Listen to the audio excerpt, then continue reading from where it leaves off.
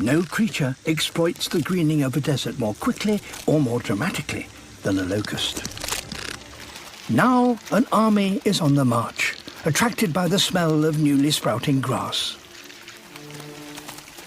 Locusts are normally solitary creatures, but when food becomes suddenly plentiful, they come together into an unstoppable force that devours everything in its path.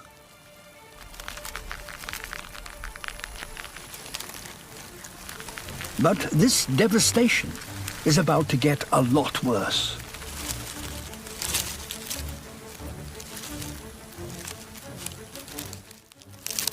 The locusts now transform into winged adults. And with conditions as good as this, they do so 3 times faster than normal. Now they are at their most voracious. And with wings, they can take to the skies. Once airborne, the locusts can travel over 60 miles a day in their search for new feeding grounds. A super swarm of this scale may only appear once in a decade.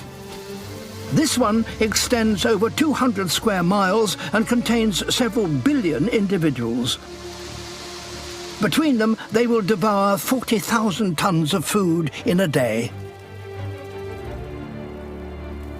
Nothing can strip a land of its vegetation with such speed and thoroughness as a plague of locusts.